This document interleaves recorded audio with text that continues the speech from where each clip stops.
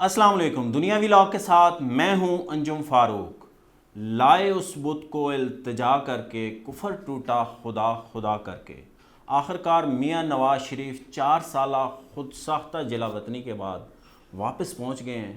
आज दोपहर उनका त्यारा इस्लामाबाद एयरपोर्ट के ऊपर लैंड किया तो उससे पहले ही अजब मंजर देखा जो वहाँ पे प्रोटोकॉल दिया गया उनको, और जिस तरह से नादरा की टीम वहाँ पहुंची हुई थी उनका बायोमेट्रिक करने के लिए, इसकी नज़ीर जो है इससे पहले नहीं मिलती है।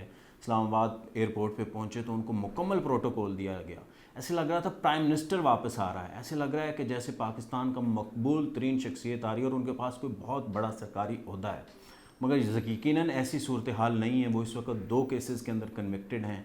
एक केस के अंदर इश्तिहारी हैं, अल अज़ीज़िया केस के अंदर, और एवन फील्ड केस के अंदर वो उनको सज़ा हुई है। इस्लामाबाद हाई कोर्ट से अभी उनको रिलीफ नहीं मिला है, मगर इसके बावजूद जो प्रोटोकॉल दिया गया है वो देखने के काबिल था। उनको एयरपोर्ट के ऊपर उनको बायोमेट्रिक किया गया।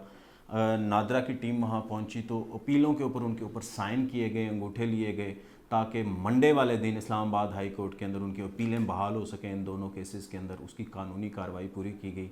उसके बाद उनको वो लाहौर आए और उसके बाद वो जलसा गाह के अंदर हैं। तो ये बड़ा ही एक अजीब मंज़र था। वो पहली बार ऐसा नहीं उन्होंने देखा, वो चौथी बार इस तरह लौटे हैं।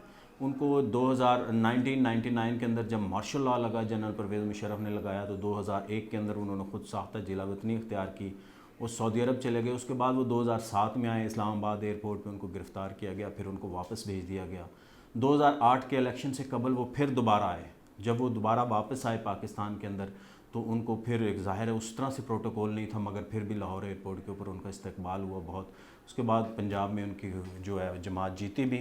वफाक के अंदर पीपल्स पार्टी ने हुकूमत बनाई। 2013 के अंदर प्राइम मिनिस्टर बने। 17 में फिर उनको उतार दिया गया। जब वो 17 में उतारा गया तो उसके बाद फिर क्या हुआ, फिर वो बाहर चले गए। उनको एवन फील्ड के अंदर सज़ा होगी। फिर वो अपनी बेटी के साथ 15 जुलाई 2018 को वापस आए और उन्होंने गिरफ़्तारी की। फिर बहुत बड़ा इस्तकबाल हुआ। कहा जाता है कि उसके बारे में लाहौर में बहुत गहमा गहमी थी, मगर कुछ लोग एयरपोर्ट नहीं पहुंच सके तो उस पर तनकीद। अब वो चौथी बार पाकिस्तान आए हैं और उनकी जो अब तकरीर है वो बड़ी मानी खेज़ होगी। वो पाकिस्तान के कोई आम लीडर नहीं है, वो पाकिस्तान के सबसे तजर्बाकार लीडर हैं। वो देखना ये है कि वो उनकी वो लीडर का रोल अदा करते हैं वापस आके अब, या वो एक सियासतदान, एक आम सियासतदान की तरह बिहेव करते हैं। वो स्टेटमेंटशिप दिखाते हैं या पॉलिटिक्स करते हैं। ये सारी चीज़ें उनकी अब ज़ाहिर है उनके अमल से, उनकी तकरीरों से सामने आएंगी। वो मुल्क के अंदर तरक्की की राह हमवार करेंगे या मुल्क को बहुत पीछे ले जाएंगे, तनज़ली की जानब ले जाएंगे। तो ये इस चीज़ को देखना है, खुशहाली लाएंगे या बदहाली में अपना किरदार अदा करेंगे। क्योंकि हमारे यहाँ सियासतदानों ने इसी तरह ही करते रहे। मईशत की बात करेंगे, मईशत को उठाएंगे या कर्ज़ों को मुल्क के ऊपर मज़ीद कर्ज़ों का बोझ लादेंगे। ये एक बहुत बड़ी ज़िम्मेदारी है। अगर उन्होंने इस ज़िम्मेदारी को पूरा किया तो ज़ाहिर है फिर उनको एक दुनिया याद रखेगी। मगर इस वक्त जो सूरत हाल है, मुल्क इस वक्त सियासी अदम इस्तेहकाम का शिकार है। मुल्क के अंदर सियासी तकसीम है। गली गली के अंदर जो है ना नारे लग रहे हैं, एक दूसरे के ख़िलाफ़ नफ़रत है, लोग एक दूसरे के ख़िलाफ़ बातें कर रहे हैं, बयानिए के ऊपर जो है ना तनकीद हो रही है। तो मियाँ साहब की भी वही पॉपुलैरिटी उस तरह से नहीं है जिस तरह से माजी में होता था। अब पोलराइज सोसाइटी और उसके अंदर मियाँ साहब को तनकीद का सामना है। देखना यह है कि वो मुल्क को जोड़ते हैं या नहीं जोड़ते। मुल्क के अंदर सियासी अदम इस्तेहकाम है, सियासतदानों के बीच में और इस्टेबलिशमेंट के बीच में इस वक्त दरारें पड़ी हुई हैं। 9 मई जैसा वाक़या हुआ है जिसके बाद एक सियासी जमात को बिल्कुल कॉर्नर कर दिया गया। PTI को उनके लोग छोड़ चुके हैं, इमरान खान साहब जेल में हैं। तो हालात, सियासी अदम इस्तेहकाम जो है ना वो ख़त्म होगा तो मुल्क की मईशत बेहतर होगी। और मियाँ साहब चूँकि इस मुल्क के सबसे बड़े सियासतदान हैं, सीनियर सियासतदान है, सबसे तजर्बाकार सियासतदान है, तो उनके ऊपर बहुत बड़ी ज़िम्मेदारी आती है कि वो इस सियासी अदम इस्तेहकाम को जोड़ें। सियासतदानों के दरमियान कोई और इस्टेबलिशमेंट के दरमियान जो एक ब्रिज का किरदार अदा करें ताकि जो दूरियां हैं वो ख़त्म हो सके और मुल्क आगे की तरफ बढ़ सके, खुशहाली की बढ़ सके। पाकिस्तान इस वक्त आलमी तन्हाई का शिकार है। मीडिया बहुत आगे जा चुका है। हमें पड़ोसियों से अपने ताल्लुकात बेहतर करने हैं। हमें देखना है कि हमने अपनी बिज़नेस को बहुत इम्प्रूव करना है। हमने ज़र मुबादला के ज़खायर बढ़ाने हैं। हमारे मुल्क के अंदर जो महंगाई बहुत ज़्यादा है, पेट्रोलियम मसनूआत की कीमतें बहुत ज़्यादा हैं। आप ये देखें, उसके बाद लोगों का कारोबार बंद हो रहा है, टैक्स कलेक्शन उस तरह से नहीं हो रही है, इंपोर्ट के ऊपर पाबंदियां लगी हुई हैं। हमारे जो करंट अकाउंट खसारा है वो धीरे धीरे बढ़ रहा है। उसको हमने मेंटेन करना है, उसको सरप्लस के अंदर लेके जाना है।